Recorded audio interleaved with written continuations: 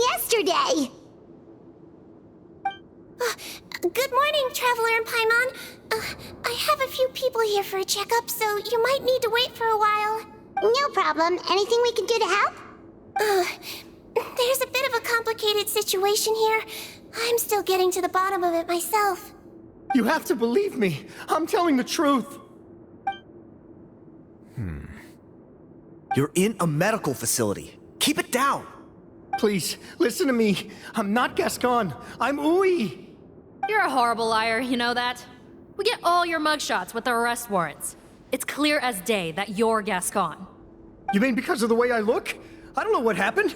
I just woke up like this. Then you guys dragged me in here for an interrogation. I brought you here to figure out what's going on. If you truly are the victim of an injustice, yelling isn't going to achieve anything. At most, it'll delay your vindication. All right. I get it. This is nuts. Yesterday's interrogations went fine, and now this. Morning, Your Grace. What's going on? Remember the case I mentioned yesterday? The one brought to me by the Marechaussee Phantom? Well, we've been questioning the inmates involved this morning. Every single one of them is claiming mistaken identity. Huh. That's even weirder than what that guy was saying yesterday. The thing is, none of them have been able to provide any evidence whatsoever to support their claims. Questioning them further got us nowhere, so for now, we've brought them to the infirmary. And we thought yesterday was as busy as it got for Sigewinne. We've compiled their statements. Have a look. Perhaps there's something we missed.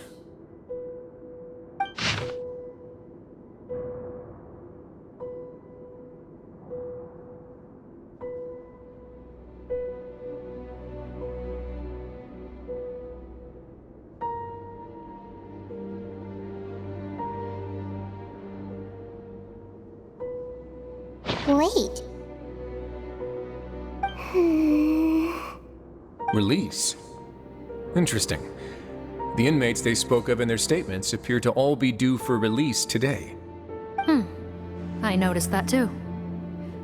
If that's their plan, they're underestimating us a little. Every serious offender claims that there's someone else who just so happens to be due for release today. And they're expecting us to go along with that. All the more reason to be cautious. Lumberzar, check the release list for today and make sure no one gets processed. We're gonna need an excuse, though. Just say we're out of forms, and that we're furiously printing more as we speak. I'm on it. It's conceivable that our group of serious offenders somehow found a way to switch places with inmates who are about to be released, so they can walk out right under our noses. We did consider that possibility. But I mean, just look at them. They match the warrants, period. How could there have been a switch? Only if they're dead ringers for the inmates due for release, I suppose. I gave you that name list yesterday to assist in your investigation. Did that help? Yes, the inmates' mugshots were attached to the list. The first thing I did was check for lookalikes, and I didn't find any. The only other thing that stands out to me is that their voices sound a little different today. But it's not exactly hard to put on a fake voice. Oh, really? What does our head nurse make of all of this? Give me a moment. I think I have a way to confirm whether there's been a switch. I know, it's not time to change your dressing yet, but please bear with me. Huh? Isn't that the guy from yesterday? This should be Honore. He has very severe facial ulcers, which require an operation in the hospital at the Court of Fontaine. I authorized him to leave the fortress for medical treatment under guarded escort. Yes, like I told you. I'm not Putton. I'm Honore. So there has been a swap. Well, I can see what happened in Potton's case, but how do you explain the other inmates?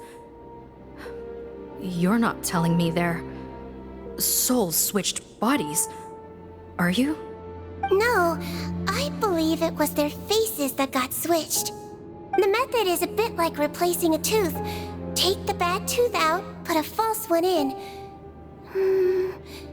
And actually, I think I can prove it to you. Traveler, Paimon, do you remember Eric from the other day? Yeah, sure do. Then you can be my witnesses. To start with, please fetch the inmate who claims to be Eric.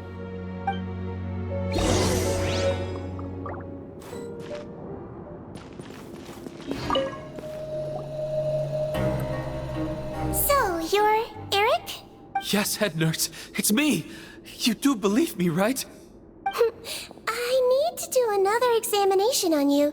Same procedure as yesterday. All right. It's the cognition test first, right? So I need to concentrate. Now, try to recall if you can. The last time we did this test, which finger did I hold up? I believe it was your index finger. But that means... Huh?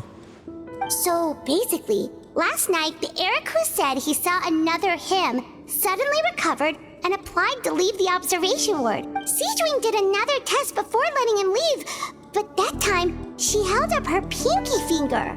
Huh? I don't know about any test last night. There was nothing to do in the observation ward, so I went straight to bed. Then I somehow woke up in a high-security cell. Well, in that case, there is a reasonable explanation for the strange events of the past 2 days. So, what exactly happened? The gang of serious offenders wanted to break out of prison, so they identified a group of scapegoats, namely inmates whose terms were almost up, and planned to switch appearances with them. Last night, when Odilon was on duty, they ambushed him and had one of their group switch appearances with him using their face-swapping method. That allowed them to avoid scrutiny from the other guards. Then, once all the other inmates were asleep, Odilon spent his night shift carrying out the remainder of their switcheroo plan. However, they made one mistake. Henri changed his appearance to match Eric's earlier than he should have done, and ended up being spotted by the real Eric. Real Eric came to the guards for help, but we didn't know then what we know now. So we put it down to hallucination and sent him to the observation ward.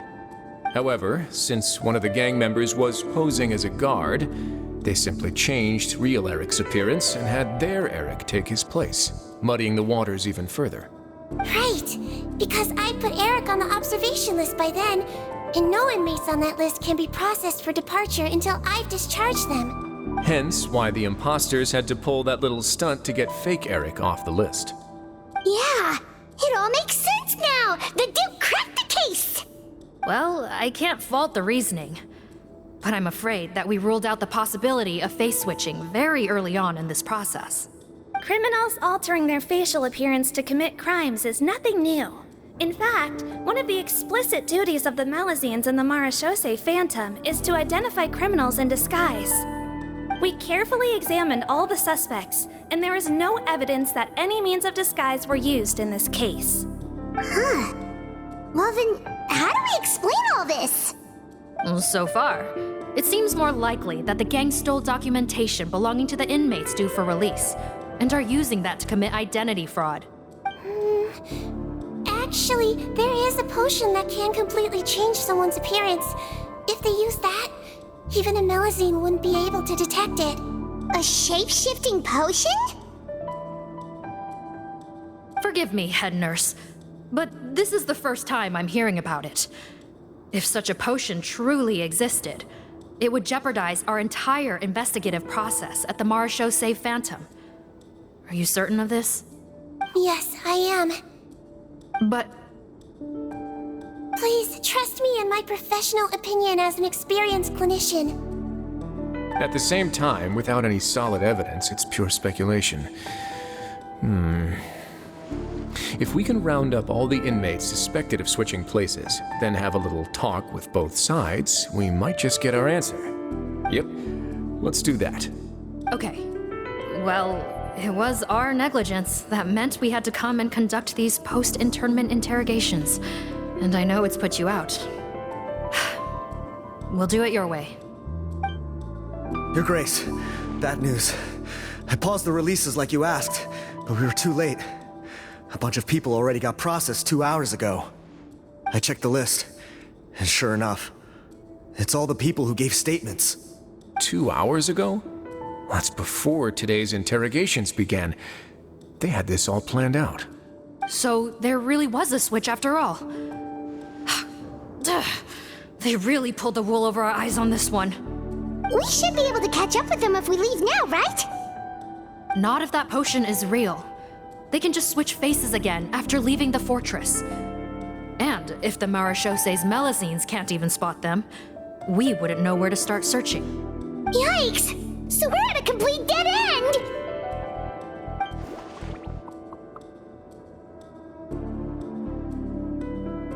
Well, technically there is one more lead we could follow up on.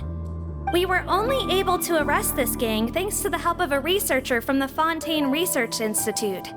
I believe his name is Rawat. Oh? Rawat? Isn't that the handsome guy we met at that skincare promotion? Handsome? Maybe from a human point of view. I just remember that he specialized in potions.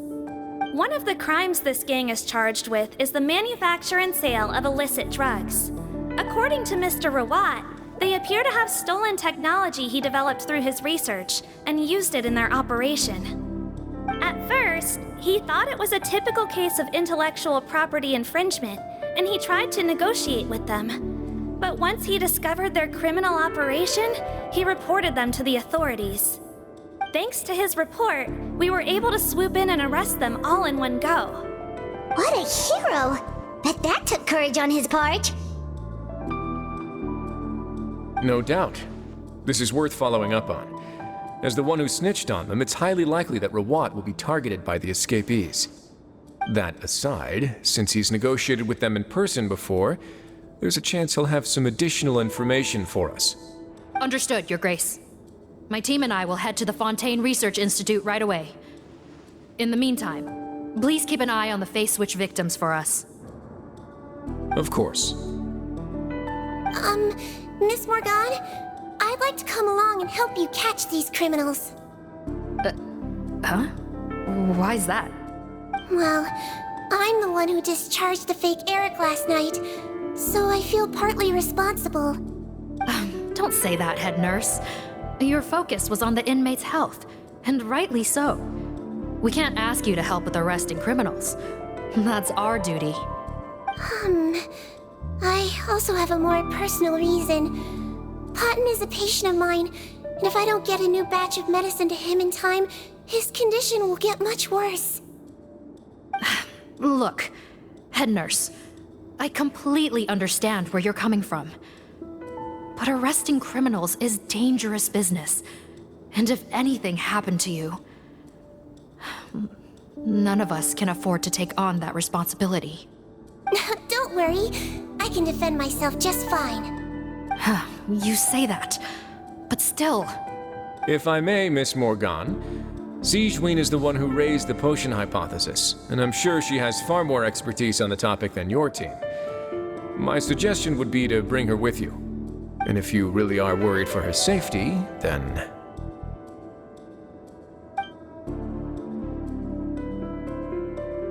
Ah, there you go, right on cue. Knew I could count on you.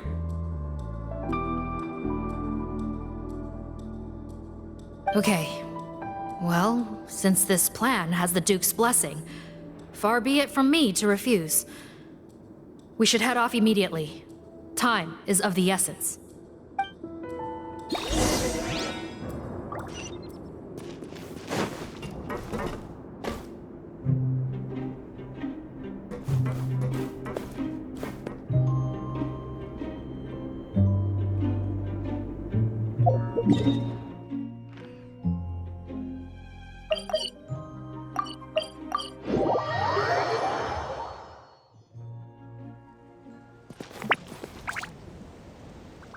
Greetings.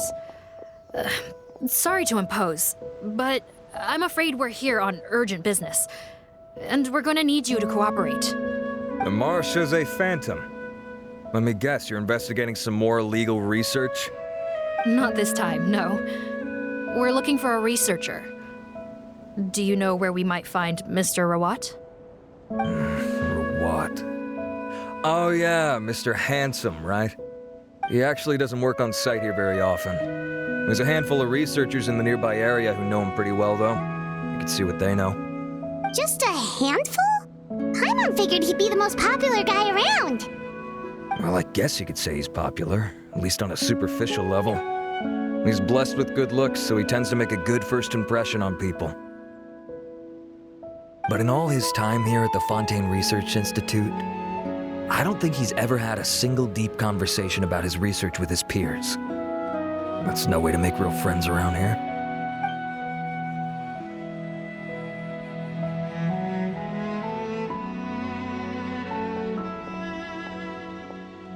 That's so weird. He definitely didn't come across like a recluse at that product promotion. I don't find that weird at all. He definitely didn't strike me as the kind of guy who's good at making friends. Really? Paimon couldn't tell. Must be a Melusine perception thing. Okay, we should talk with his acquaintances. But we also need to check the Research Institute for any clues. Let's split up. It'll save us some time. Sure thing. We'll go ask around among the other researchers with Sigewinne. Paimon's suddenly kind of curious to know what everyone really thinks of him.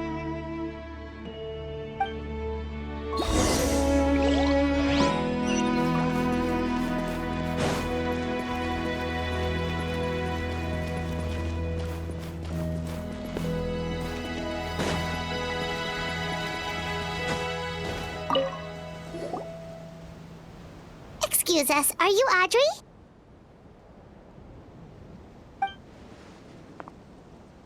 That's me. What is it? Are you close friends with Rawat? We're trying to find out where he is. Close friends?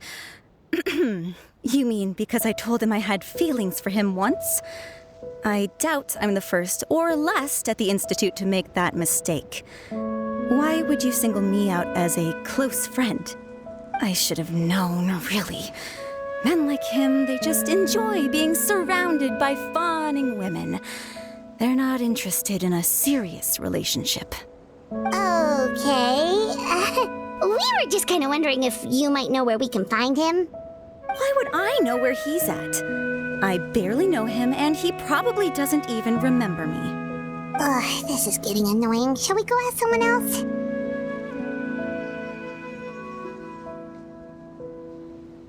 I think she knows Rawat better than she cares to admit.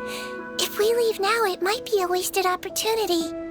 Maybe, but we're not going to get much out of her while she's in this state, are we? She's displaying symptoms common among people in love, if that's what you mean. But I know a cure. It's curable? Oh, we're still no closer to finding Mr. Rawat. Oh, by this point, he could be in grave danger. Danger? Wait, why are you looking for him again? Oh, that's right, Tina! The Marechaussee Phantom said that he's been targeted by some pretty bad people. We need to make sure he's safe. What? How has this happened? He seemed fine when I last saw him, and that was only a couple of days ago. Just happened to run into him, of course. Oh, I see. Well, do you have any thoughts on where he might be right now? Okay, but this is purely out of concern for his safety. If he's not at the Institute, he might be at his mother's place. I heard she raised him alone, that they had it pretty tough financially, and these days she's housebound due to illness. He makes regular trips back home to check on her. Oh, okay. Do you know the address? Nope, sorry. I only found out the thing about his mother because it came up in conversation once. I was just trying to find out more about him, so I could get to know him better. When I told him I had a crush on him, I offered to help him take care of his mother. And yeah, maybe that was a stupid idea, but did he really have to yell at me for it? It's like, fine, I can take no for an answer, but what's with the temper tantrum? Unbelievable. These guys only want to show you their charming, well-groomed exterior. They can't stand it when a few home truths shine through. Looks like her love syndrome is flaring up again. We need to find out Mr. Rawat's mother's address. Let's check with the Marechaussee officers when we regroup. Cool, sounds like a plan.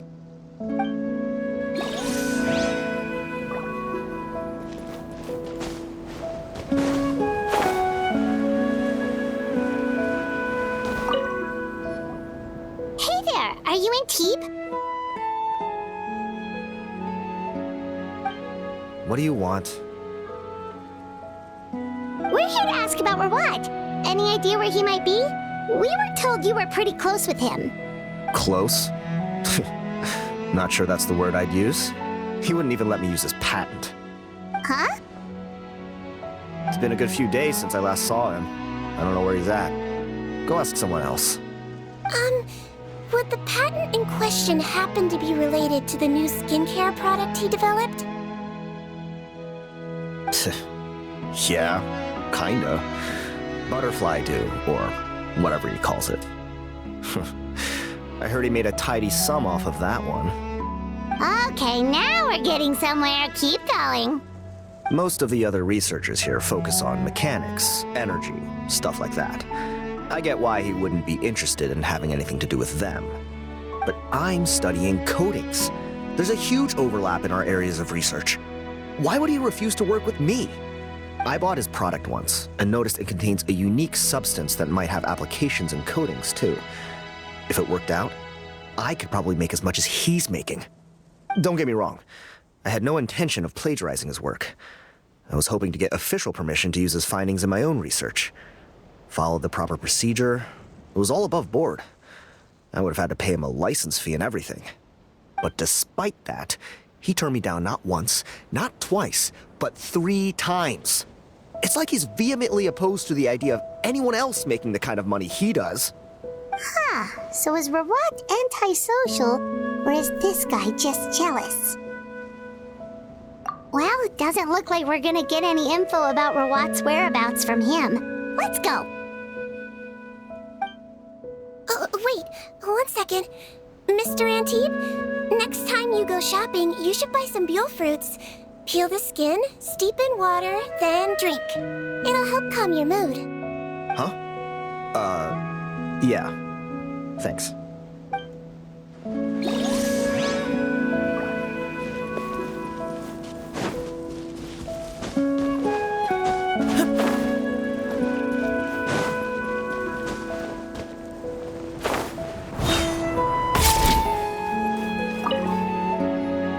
Sorry to bother you, sir, but are you Bertram? Who's asking? Just some concerned citizens helping out the Marechaussee Phantom with an investigation. We'd like to ask you about Rawat's whereabouts, if that's okay. We're told the two of you are pretty close. Not anymore, we're not. Turns out we don't see eye to eye. Oh yeah? What happened? The thing about us researchers is, most of us do what we do for some sort of higher purpose. But not Rawat. All he cared about was how to commercialize his findings. He won't even let you work with him unless you sign a confidentiality agreement first. Also, he has better control over who gets which intellectual property rights. How are you supposed to get any meaningful research done working with a guy like that? Now that I've got my own technical solution for my compressor, I don't need to work with him anymore. So that's what Rawat is really like.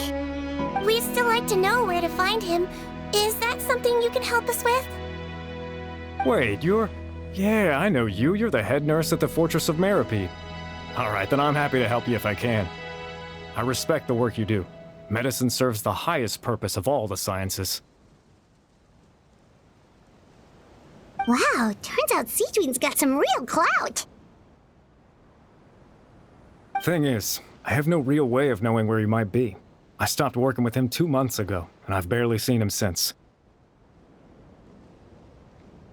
But if you want my advice, I'd say go talk to the peddlers. There's a few he meets with every other day or so. Maybe they know where he's at. Peddlers? Yeah, back when I was working with him, I noticed he met with them quite often. Wouldn't surprise me if they were involved in some shady business together, because it seemed like they went out of their way to avoid discussing anything in my presence. The little I overheard was about manufacturing and selling pharmaceutical drugs. Like I said, he's all about the money. Drugs? Doesn't he work with skincare products? Do those count as drugs? Who knows? I never cared to find out. He's the morgue robber, not me. Thank you. You've given us plenty to work with. Welcome. Goodbye, and may we both reach new heights in our scientific endeavors. Well, that's all 3 researchers. Let's head back to the meetup point.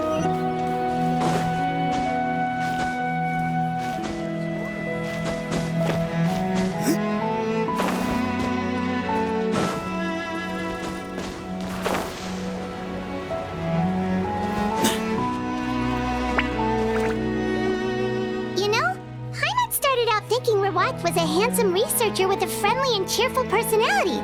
It's such a surprise to learn that his peers have a different impression of him. So, what's your view of him now, Paimon? A handsome researcher whose difficult upbringing turned him into a profit chaser with a chip on his shoulder? So your thoughts about his appearance haven't changed at all? Well, his looks are kind of a big deal, at least in Paimon's opinion. How did such a handsome guy end up being so antisocial? Even with his difficult family background, it just doesn't make any sense. You can't judge a person solely based on their appearance. Head nurse. Traveler. I assume you've spoken with the researchers. What did you find out? Bertram mentioned Rawat's involvement with some pharmaceutical merchants. Do you know if he's registered any pharmaceutical brands? Since he was a whistleblower on such a huge case, I ran a background check on him. I don't remember there being any brands under his name. How strange. If he was so focused on commercializing his research and averse to sharing his technology with others, why wouldn't he have registered his own brands? Maybe he and his business partners needed to avoid public scrutiny? You think he may have colluded with the gang? Well, the crime was manufacture and sale of drugs, and that would certainly be in his wheelhouse. We can't rule it out. Isn't that pretty unlikely, though? He was the one who blew the whistle on them! Most children who come to me with tooth decay have suffered pain for a long time already, but they'll still try to hide the fact that they eat too many sweets. Grown-ups and children aren't so different in that regard. If you say so. I saw him when he came to make his report, and I certainly didn't get the feeling that he was the type to collude with criminals. Perhaps it's more likely that they were coercing him. You mentioned that he comes from a poor family. So, it's possible that the criminals approached him asking for academic support, luring him in with the promise of riches. By the time he discovered who they really were, he was in too deep.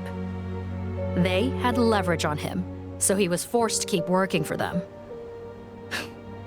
I've seen it happen many times before. That does make a lot of sense. It would definitely explain why he was so unwilling to cooperate with his fellow researchers. No wonder he's so unsociable. He must be on edge all the time with a gang of crooks breathing down his neck. In that case, the situation could be worse than we thought. If Rawat was working with the escaped inmates, they're sure to know more about his whereabouts than us. Oh, there's a good chance they'll get to him before we do. Based on the information we've gathered so far, he was last seen 2 days ago. If no one's seen him since, maybe we're too late. 2 days ago? So he went missing right after that product promotion. That was the same day he reported the criminals, too. Not a good sign. Don't worry, everyone. I believe we still have a chance. Since he disappeared right after blowing the whistle, it's likely that he's gone into hiding. Yeah, he must have been worried that they'd come for him. All the more reason to find him as soon as possible. The only lead we have at the moment is his mother's house, which you mentioned earlier. Seath, think you can find the place? Yep. When you register a brand, the Court of Fontaine requires you to provide a legal address. The one Rawat wrote down was in the outskirts of the city. That should be the place. Okay, then there's no time to lose. Let's move.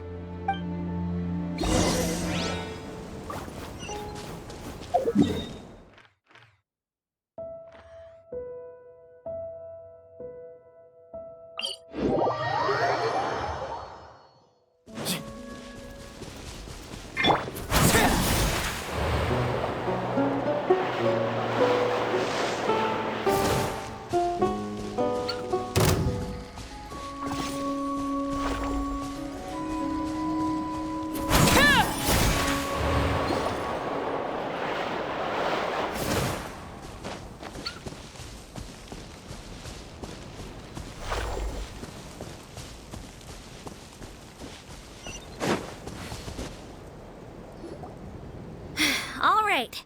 This should be the house. I'm pretty sure this was the address. Okay. I'll knock.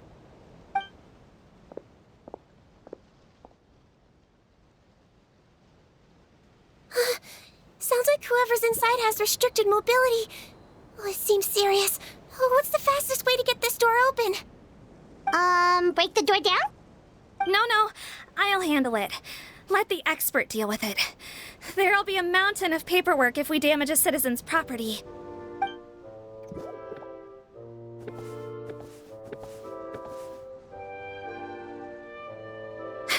Calm down. Deep breaths. Remember your training. Control your strength. And... it's open! Seath, take a few people and lie in wait. Keep your eyes peeled for any activity around the house. The Traveler, head nurse, and I will go inside.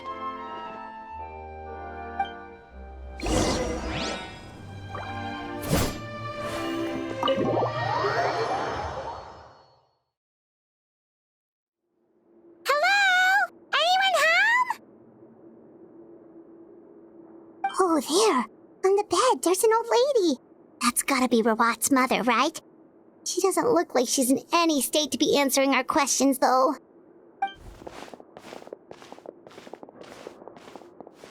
We could try, but she is very ill. We mustn't force it. Well, doesn't look like Rawat's here. She's the only one we can talk to. Yep. Allow me. Hello, ma'am. Might I ask if you're Rawat's mother? We are trying to locate him.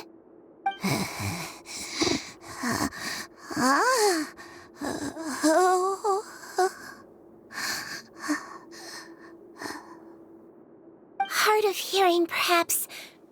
Does anyone have a picture of Rawat? I have one here. I'd like to show you a photo, ma'am. Is this your son? Do you know where he is?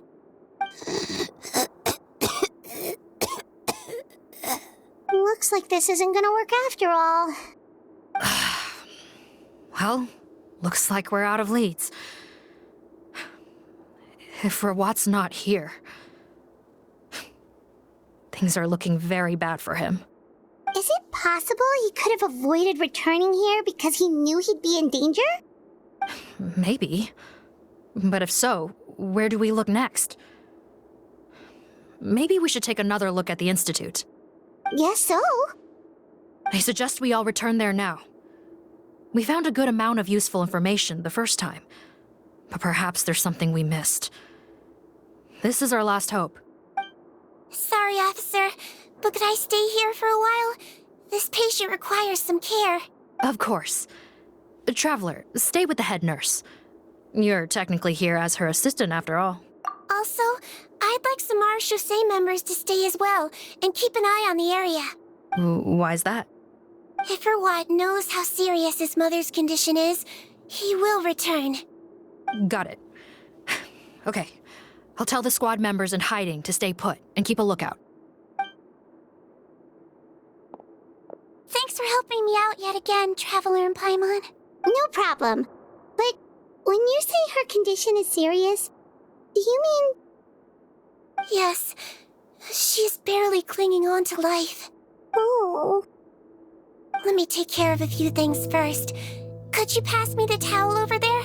Yeah, of course.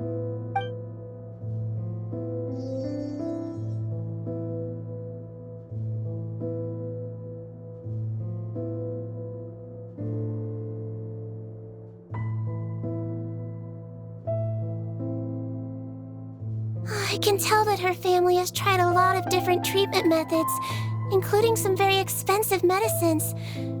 Unfortunately, her condition is so multifaceted that a recovery looks all but impossible. Sigewinne, Paimon bets being a nurse must be pretty tough at times like this. Yes, it makes me a little sad. In a Melizine's eyes, a human's birth, aging, sickness, and death are as much a part of natural law as sunrise and sunset. But human medicine can defy that law to some extent. In that sense, it is a science of miracles. That is why I became fascinated with it in the first place.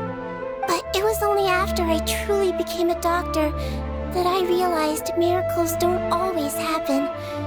Even the greatest doctors cannot cure all diseases.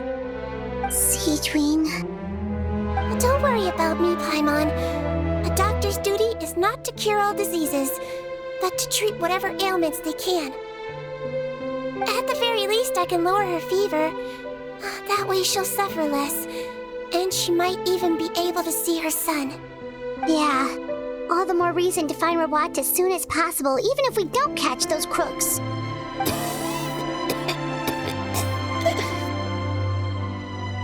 Oh, her fever is getting worse. Could I get some hot water? Sure, we're on the case.